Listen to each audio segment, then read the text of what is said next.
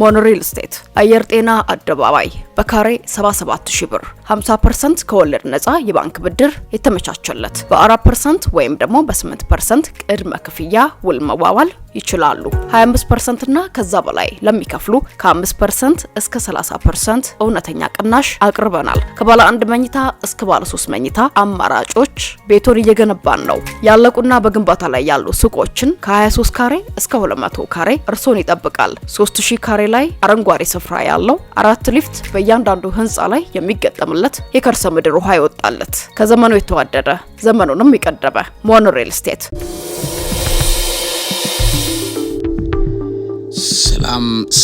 ሰላምና ጤናን ፍቅርን በረከትን ያደልኝ ክብራትና ክብራን የሣድስ ቤተሰቦቼ በድጋሚ ተገናኝተናል። እንግዲህ በጣም አደገኛ ሰበር ዜና ነው የተሰማው። እኒህን ሰው መግደል እንግዲህ እንደ ቀላል የሚታይ ነገር አይደለም። ምክንያቱም በዚህኛው ፕሮግራሜ ላይ በደንብ አድርጌ የተነተንኩት ጉዳይ ስለሆነ ተመለከቱታላችሁ። የኢራኑ አያቶላ አሊ ኻሜኒ ተገለዋል። ይህን በተመለከተ እንግዲህ የራሳቸው የኢራን ሚዲያም ይህንን ነገር ኮንፈርም አረጋግጠዋል። በመጋቢት 1 ቀን 2026 ዓ.ም የሀገሪቱ የበላይ መሪ አያቶላ አሊ ኻሜኒ መገደላቸው በይፋ ተረጋግጧል። አያቶላ አሊ ኻሜኒ የተገደሉት ቅዳሜ የካቲት 28 እንደሆነ ነው እየተነገረ ያለው። በአሜሪካና በእስራኤል የጋራ ጦርነት ቴህራን በሚገኘው መኖሪያ ቤታቸው ላይ በተፈጸመ የአየር ጥቃት ላይ ነው የተገደሉት። እንግዲህ ይሄን በተመለከተ የኢራን ብሔራዊ ቴሌቪዥን IRIB የሚባለው የመንግስት ዜና ወኪሎችም ጭምር ማለት ነው IRNA አያቶላ ኻሜኒ ሰማዕት ሆነዋል የሚለው ነገር ለዓለም ለሀገራቸው ማውጀዋል። ይህንን ጉዳይ በተመለከተ የሀዘን አዋጅ አለ። አሁን አንዱ ትልቁ ነገር እዚህ ጋር ነው የምታዩት 40 ቀን የሚቆይ ብሔራዊ የሀዘን አዋጅ ታውጇል። ምን ማለት እንደሆነ እወቁት። ጦርነቱ ምን ያህል ሊራዘም እንደተፈለገ ማለት ነው። ይሄ እንግዲህ የሚያሳየው አያቶላውን የሚተኩ ማናቸውም አካላት አሁንም ህይወታቸው በእነሱ ላይም አደጋ ስላለ ወታደሮች ናቸው። በተለይም የብሔራዊ ጋርድ የሚባለው ወታደሮች በጣም ጠንካራ ቡድን ነው። እነዚህ አካላት ናቸው አሁን ስልጣኑን እየተረከቡ ያሉት። ስለዚህ ከአሜሪካዎቹና ከእስራኤሎቹ ጋር የተራዘመ የረጅም ጊዜ ጦርነት ሊቀጥል እንደሚችል የሚያሳየው ነገር ፍንጭ ነው እየሰጠ ያለው። አሜሪካና እስራኤል ምላሽን በተመለከተ ፕሬዚዳንት ዶናልድ ትራምፕ እና የእስራኤል ጠቅላይ ሚኒስትር ቤንጃሚን ኔታንያሁ ጥቃቱ ስኬታማ መሆኑን እና መሪው መገደላቸውን ቀደም ብለው ገልጸው የነበረበት ነገር ነው አሁን የተረጋገጠው። ይሄን በተመለከተ አሁን የእሳቸው መሞት ማለት ለነ ሩሲያና ቻይና ምን ማለት እንደሆነ ማየት ያስፈልጋል። ለዓለም መልካም ዜና ይዞ የሚመጣው ነገር አለ። ከዛ ውጪ ግን መጥፎ ዜና ዶሚኔት ያደርጋል። ምክንያቱም የእሳቸው መሞት በዓለም ላይ የሚፈጥረው በጣም ብዙ ኬኦስ አለ። ልብ በሉ ውድ ቤተሰቦቼ፣ ይሄ ውድመት ይሄ ጥፋት ምን ሊሆን ይችላል? ለጦርነቱም በአካባቢ ላይ በከፍተኛ ስጋት ነው እየታየ ያለው። እንደ ቀላል የሚታይ ነገር አይደለም። በዚህ ጦርነት ውስጥ ከዱባይ ደርሷል። እንግዲህ ዱባይ በጣም ትላልቅ የሆኑ ህንጻዎችን ሁሉ እየደበደቡ ነው።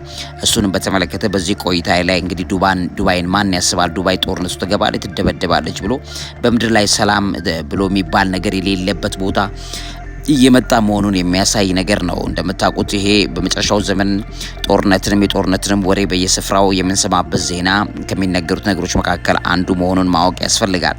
ስለዚህ በዚህ ሀሳብ ላይ የአካባቢው ላይ በተለይም ደግሞ መካከለኛ ምስራቅ ላይ ያለው ከፍተኛ ስጋትን በተመለከተ በደንብ አድርጌ በዚህ ፕሮግራም ላይ አሳያችኋለሁ። እሱ ብቻ አይደለም፣ የአያቶላው መገደል በዓለም ላይ የሚያመጣው መጥፎ ዜናዎች ምንድናቸው የሚለውንም ጭምር ነግራችኋለሁ። መልካሙ ዜና ምንድነው? እሱንም በዚህ ፕሮግራም ላይ አሳያችኋለሁ።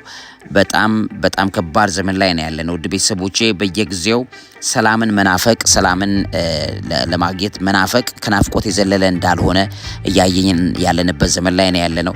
ስለዚህ ይሄንን እንግዲህ ህዝብን ለማንቃት እንደገናም ደግሞ መንፈሳዊ ንቃት እንዲኖረን በጸሎት እንድንበረታ እግዚአብሔር የነገረንን ነገር በተለይም የጌታችን ኢየሱስ ክርስቶስን ዳግም መምጣትን በተመለከተ የነቃ መንፈሳዊ ዝግጅት እንዲኖረን ለማድረግ እንደነዚህ አይነት ዜናዎችን መስማቱ የሚጠቅመው ለዚህ ነው። አብረን እንቆይ። በጣም ጥልቅ ያለ ትንታኔ ይዤላችኋለሁ። የሰውየው መሞት ለዓለም ያለው መጥፎ ዜና ምንድነው? መልካሙ ዜና ምንድነው? ይሄን በተመለከተ ቆይታ ላድርግላችሁ። እውቀት ታላቁ እግዚአብሔርን ታከብራለች። እንግዲህ ክብራትና ክብራን የሣድስ ቤተሰቦቼ የግድያው የተፈጸመው በእስራኤልና በአሜሪካ የጋራ የተቀናጀ የአየር ጥቃት መሆኑ ነው የተገለጸው።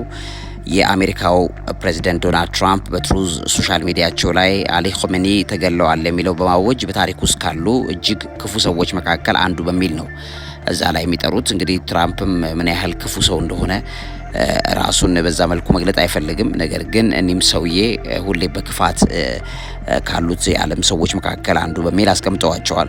ጠቅላይ ሚኒስትር ቤንጃሚን ኔታንያሁ የኻሜኒ መኖሪያ ቤትን መደምሰሱን እርሳቸው መሞታቸውንም ጭምር የሚያሳዩ በርካታ ምልክቶች እንዳሉ ገልጸውም እንደነበረ ይታወቃል።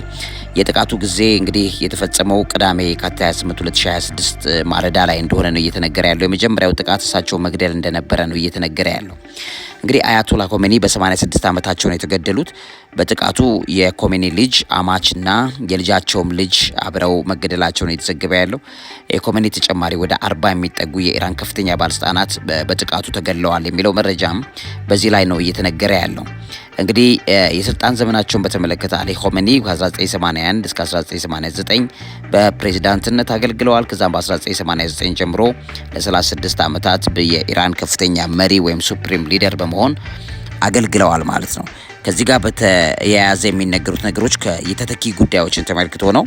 ኻሜኒ በይፋ የተሾሙት ተተኪ ባለመኖሩ በኢራን የወደፊት አመራር ላይ ከፍተኛ ስጋት መፍጠሩ ተገልጿል ማለት ነው። ስለዚህ የእሳቸውን ቦታ ሊተካ የሚችል ሰው ማን ነው የሚለው ነገር እንግዲህ በጣም አወዛጋቢ ሊያደርገው የሚችለው ነገር እሱ እንደሆነ በትክክል እናያለን። ምክንያቱም አንድም ጦርነቱን ሊያራዝሙ ከሚችሉት ነገሮች መካከል አንዱ ይሄ ነው።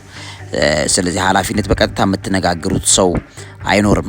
ያ ለተወሰነ ጊዜ ክፍተት ይፈጥራል። አሁን የሚኖረው እንደ ተተኪ ሆኖ ሳይሆን ስልጣናቸውን ለመወከል ብቻ የነሱ የፓርቲያቸው አካላት ይሳተፋሉ። የኢራን ካቢኔ ለከፍተኛ መሪ ክብር ሲባል የ40 ቀናት ብሔራዊ ሀዘን ጊዜና የአንድ ሳምንት የህዝብ በዓል ነው ያወጁት። ስለዚህ ግድያውን ተከትሎ ኢራን ወደ እስራኤልና አሜሪካ ጦር ሰፈር በሚያስተናግዱ የባህር ሰላጤው ሀገራት ላይ የሚሳኤል ጥቃቶችን ማዝነብ ጀምራለች። የመጀመሪያ ደረጃ ክህደት አድርገው የነበሩበት ሰዓት ነበር። ማስተባበያ መጀመሪያ የኢራን ባለስልጣናት የኻሜኒን ሞት የስነ ልቦና ጦርነት በማለት ለማስተባበር ተሞክረው እንደነበረ ይታወቃል። እንግዲህ የተባበሩት መንግስታት ድርጅትም ዋና ጸሐፊ አንቶኒ ጉተሬዥ ለጸጥታው ምክር ቤት አስቸኳይ ስብሰባ ቢጠሩም የኻሜኒ ሞት በይፋ ለማረጋገጥ ግን እንዳልፈልጉም ተነግሮ የነበረበት ሰዓት ነው የነበረው። ግን አሁን ከሰዓታት በፊት በትክክል መረጋገጡ እየተነገረ ነው። የኻሜኒ ሞት ተከትሎ በአንዳንድ የቴህራን አካባቢዎች ላይ የደስታ መግለጫዎች፣ ጭፈራዎች የዎል ስትሪት ጆርናል እና ሌሎች የሚዘገቧቸውን ዘገባዎች መሰረት አድርጋችሁ ስታዩ ከፍተኛ የሆኑ ፈንጠዝያዎች በኢራን ውስጥ እንዳሉ እየተነገረ ነው ያለው።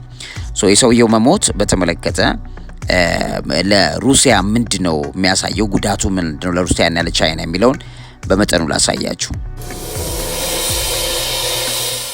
እንግዲህ የሰውየው መሞት የስትራቴጂካዊ ጥምረት ሊላላ ይችላል የሚል ጥያቄ ያስነሳል። ኻሜኒ ኢራን ከምዕራባውያን ይልቅ ወደ ምስራቅ ወይም በተለይም ወደ ሩሲያና ቻይና እንድታደላ በማድረግ ከፍተኛ ቁልፍ የነበራቸው ሰው ናቸውና እሳቸው ከሌሉ ይሄ የበለጠ ግንኙነት ሊላላ የሚችልበት ነገር እንዳለ እየተነገረ ነው ያለው።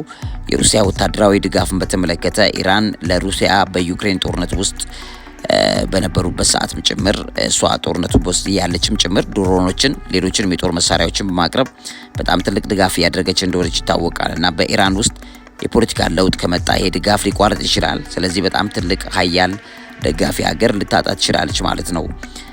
ሩሲያ ለምሳሌ እንደ ሶሪያ ያሉ ፖለቲካዊ ኃይል የነበራቸው ሀገራትን ከእጇ ሩሲያ ያጣችበት አይነት ነገር ነው የሚደገመው እየተባለ እየተነገረ ነው ያለው። ነገር ግን የሰውየው መሞት ሙሉ ለሙሉ ይህን ነገር ሊያቀዳጅ ይችላል ወይ ለአሜሪካዎቹ ድል ሊሆን ይችላል የሚለውን ነገር በተመለከተ ጦርነቱ የሚቀጥለው ከሌሎቹ ወታደራዊ አካላት ጋርም ጭምር በመሆኑ የተነሳ ጦርነቱን በይበልጥ ቻይናና ሩሲያ ሊገፉት ይችላሉ የሚለው ነገር ትልቁን ቦታ የያዘ ነገር እንዳለ እናያለን ማለት ነው። ከዚህ ውጪ ቻይና ኢኮኖሚና የነዳጅ ፍላጎትን በተመለከተ ቻይና ከኢራን ከፍተኛ መጠን ያለው ነዳጅ ነው በቅናሽ ዋጋ የምትገዛው። ስለዚህ መረጋጋት ከተፈጠረና የአያቶላው ሞትም ይህን የንግድ ፍሰት ሊያስተጓጉለው እንደሚችል እየተነገረ ነው የሚገኘው። ስለዚህ ቻይናዎቹም ሩሲያዎቹም ይሄ ነገር እንዳይሆን ማለትም ጥቅማቸው እንዳይነካ ለማድረግ ማንኛውንም ዋጋ ይከፍላሉ የሚለው ነገር ዶሚኔት እያደረገ ያለ ዜና ነው። የምዕራባውያን ተጽዕኖ ማደግን በተመለከተ ኻሜኒን የሚተካው መሪ ወደ ምዕራባውያን የሚያደላ ነው የሚሆነው። ሩሲያና ቻይና በመካከለኛው ምስራቅ ያላቸውን ተጽዕኖ ሊጎዱባቸው የሚችሉ ሰዎችን መርጠው ሊያመጡ የሚችሉበት ወይም የመደራደር አቅማቸው ምዕራባውያኑ በተለይም አሜሪካ ትራምፕ ሊጨምር ይችላል ተብሎ ነው እየተነገረ ያለው። ስለዚህ የሩሲያና የቻይና የሞት ሽረት ትግል እዚህ ውስጥ ሊደረግ ይችላል። ያም ጦርነቱን በይበልጥ ሊገፋው ይችላል የሚለው ነገር የዶሚኔት እያደረገ ያለ እንደሆነ ታያላችሁ። ከዛ ውጪ የውስጥ ያለመረጋጋት ስጋትም ሊፈጥር ይችላል። የመሪው መሞት በኢራን ውስጥ ከፍተኛ የህዝብ ተቃውሞ አለመረጋጋት ሊቀሰቅስ ይችላል። የእሳቸው ደጋፊዎችን እና ተቃዋሚዎች መካከል ከፍተኛ የሆነ ችግር ሊፈጥር ይችላል። ይሄ ደግሞ የሩሲያና የቻይና ቀጠናዊ ጥቅሞች ላይ አደጋም ሊጥል እንደሚችል እየተነገረ ነው ያለው። ከዚህ ውጪ የአያቶላው መሞት እንግዲህ ጉድ ኒውሱ ምንድነው? መልካም ዜናው ምንድነው? ሆታ የሚያሰሙ አሉ። ከዛ ውጪ ጉዳቱስ ምንድነው የሚለውንም በዚህ ፕሮግራም ላይ ቀጥዬ ላሳያችሁ። እንግዲህ ክቡራትና ክቡራን የሣድስ ቤተሰቦች የመካከለኛው ምስራቅ ውጥረት የመቀነስ እድል አንደኛው ነው የአሊ ኮሜኒ ሞት። የአሊ ኮሜኒ የኢራን የባህር ማዶ የጦር ስልት ዋና አቀናባሪ ናቸው ተብሎ ነው የሚባሉት። እሳቸው በሞታቸው ምክንያት በክልሉ ያለውን ግጭትና ውጥረት ሊያቀል ይችላል የሚል እምነት አላቸው። በሁለተኛ ደረጃ የኢራን ተላላኪ ኃይሎች ወይም ፕሮክሲስን ሊያዳክም ይችላል ብለው ያምናሉ ምዕራባውያን። በኢራን የሚደገፉ እንደ ሂዝቦላ፣ ሐማስ እና ሌሎች ሚሊሻዎች መሪዎች መገደላቸው ሰውየው በመገደላቸው የተነሳ የገንዘብና የጦር መሳሪያ ድጋፍ ሊቋረጥ ይችላል የሚል ከፍተኛ የሆነ ጉጉት አላቸው ምዕራባውያኑ። ነገር ግን አያቶላ ኮሜኒ ቢሞቱም የእስራኤል ሚሊተሪ ጋርዱንም ጨምሮ ሌሎቹም አካላት ይህንን ለረጅም ጊዜ የቆየውን ወታደራዊ ስትራቴጂ በትክክል የሚያውቁት አካላት ስላሉ ይሄ ምዕራባውያን እንዳሰቡት ላይሳካላቸው ይችላል የሚለው ነገር እየተነገረ ነው ያለው።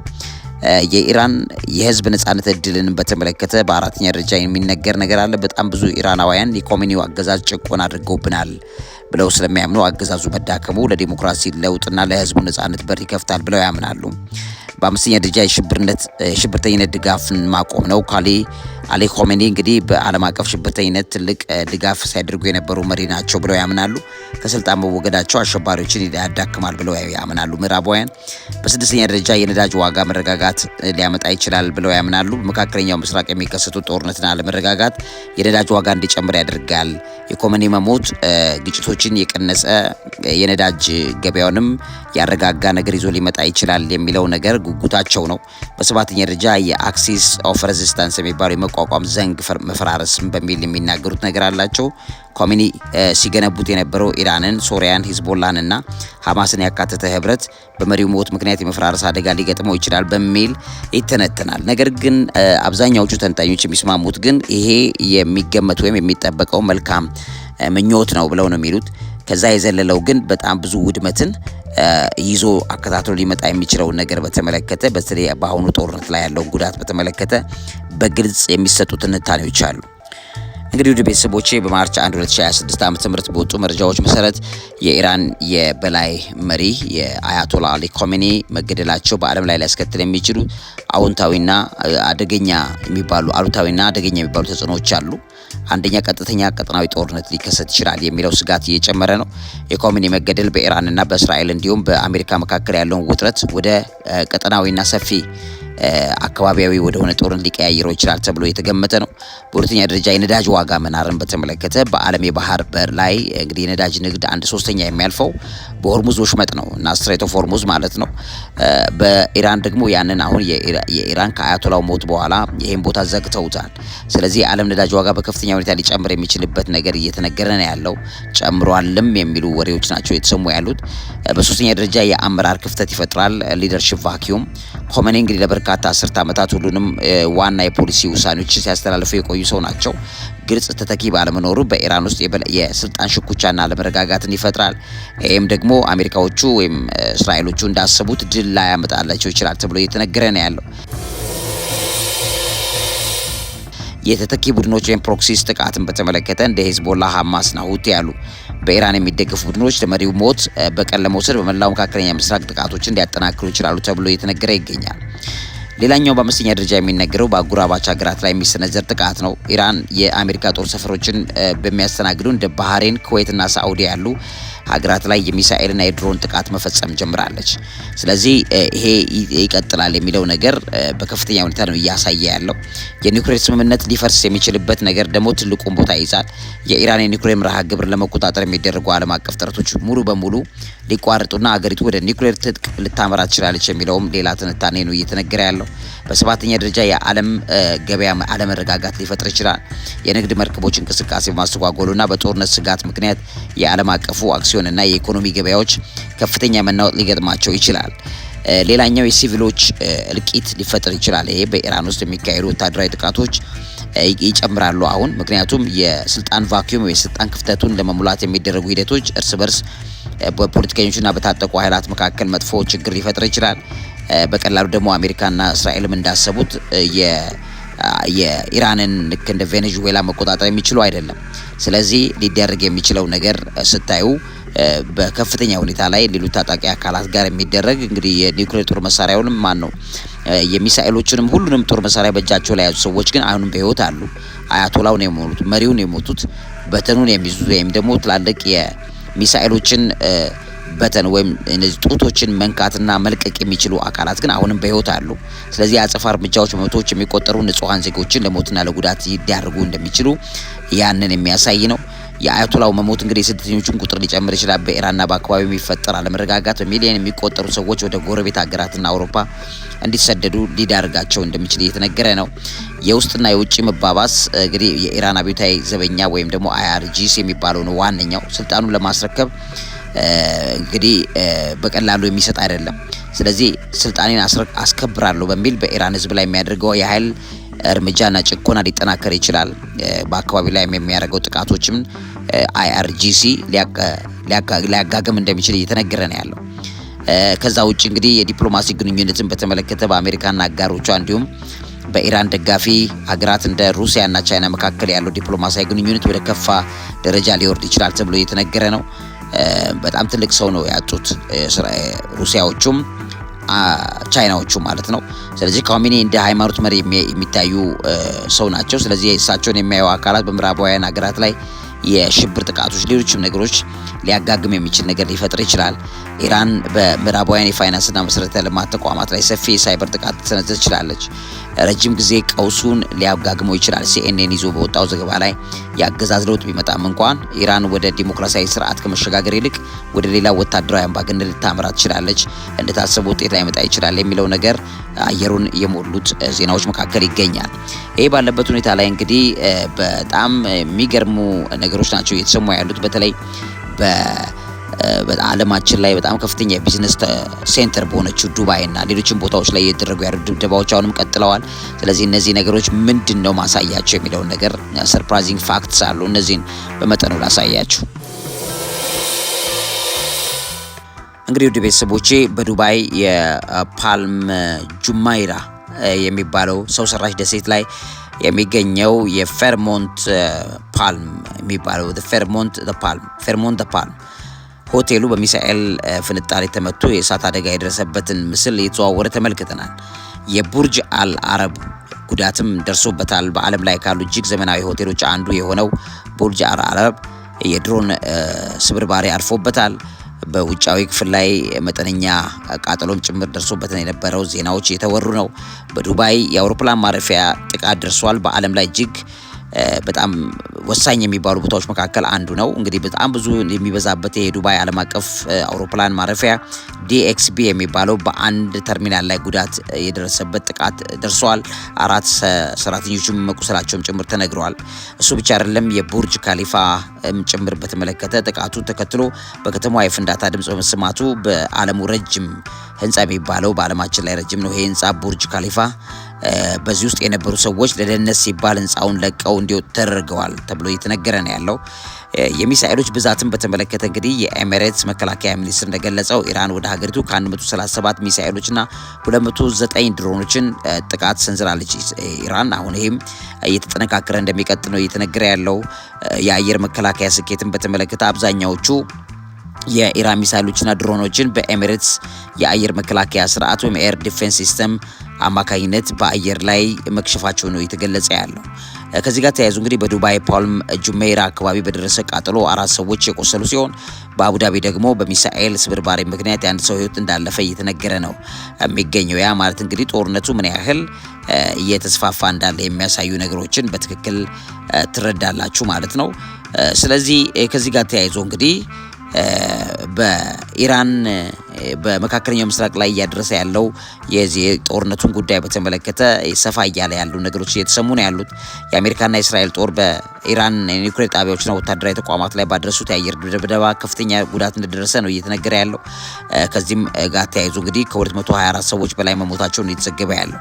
በተባበሩት አረብ ኤሚሬትስ ወይም ዱባይና አቡዳቢ አካባቢ ኢራን በወሰደችው የአጸፋ እርምጃ በዱባይ የሚገኝ አንድ የቅንጦት ሆቴል ፌርሞንት ፓልም የሚባለው በሚሳኤል መመታቱ በብዙ በአካባቢ ላይ ድንጋጤ መፍጠሩን እየተነገረ ነው የሚገኘው። ኢራን እንግዲህ በአካባቢው የሚገኙ የአሜሪካ የጦር ሰፈሮች ላይ ጥቃቷን አጠናክራ ቀጥላለች። በባህሬን፣ በኳታር፣ በኩዌት የሚገኙ ወታደራዊ ተቋማት ላይ ኢላማ አድርጋለች። በባህሬን የሚገኘው የአሜሪካ 5ኛ የባህር ኃይል መምሪያ ጣቢያ ጥቃት ደርሶበታል። ይህን ሰምታችኋል። ከዚህ ውጭ እንግዲህ በእስራኤል ላይ የሚደርስ ጥቃት አለ። የኢራን ሚሳኤሎች በእስራኤል ከተሞች እንደ ቴል አቪቭ ባሉት ላይ በመውደቃቸው የመኖሪያ ህንጻዎች ተጎድተዋል። የሰው ህይወትም እንዳለፈ እየተነገረ ይገኛል። ይሄ ነገር ተጠናክሮ ይቀጥላል የሚለው ነገር ነው ከፍተኛ ስጋት የሚኖረው። እንግዲህ ጦርነቱ በዓለም አቀፍ የነዳጅ አቅርቦት ላይ ስጋት ፈጥሯል። በተለይም በሆርሙዝ ወሽመጥ መዘጋት የሚለው ስጋት በከፍተኛ ሁኔታ ላይ የዓለምን ነዳጅ ዋጋ ያንረዋል። በሺዎች የሚቆጠሩ ሰዎችም ከመኖሪያቸው የተፈናቀሉበት ይሄ ጉዳይ እስከ ሀገር ድረስ እስከ ዓለማት ድረስ ሊስፋፋ የሚችልበትን ነገር ይዞ ሊመጣ እንደሚችል እየተነገረ ነው ያለው። እነዚህንና መሰል ጉዳዮችን ሰምተናል። ውድ ቤተሰቦቼ እንግዲህ ይህንን በትክክል ማሳወቅ ወይም ደግሞ ለእናንተ ይህንን ማካፈል በትክክል ያስፈልጋል ብዬ አዳርሸዋለሁ ዜናውን። እንደገና ወደ በኋላም አካባቢ ተጨማሪ ነገሮችን ሰብሰብ አድርገን ይዘን እንመጣለን። እንግዲህ ለዚህ አእምሮ ምግብ አዘጋጅና አቅራቢ መምህርና ጋዜጠኛ አብይ ይልማ። እውቀት ታላቁ እግዚአብሔርን ታከብራለች። ሞኖ ሪል ስቴት አየር ጤና አደባባይ በካሬ 77000 ብር 50% ከወለድ ነፃ የባንክ ብድር የተመቻቸለት በ4% ወይም ደግሞ በ8% ቅድመ ክፍያ ውል መዋዋል ይችላሉ። 25% እና ከዛ በላይ ለሚከፍሉ ከ5% እስከ 30% እውነተኛ ቅናሽ አቅርበናል። ከባለ 1 መኝታ እስከ ባለ 3 መኝታ አማራጮች ቤቶን እየገነባን ነው። ያለቁና በግንባታ ላይ ያሉ ሱቆችን ከ23 ካሬ እስከ 200 ካሬ እርሶን ይጠብቃል። 3000 ካሬ ላይ አረንጓዴ ስፍራ ያለው 4 ሊፍት በእያንዳንዱ ህንፃ ላይ የሚገጠምለት የከርሰ ምድር ውሃ ይወጣለት። ከዘመኑ የተዋደደ ዘመኑንም የቀደመ ሞኖ ሪል ስቴት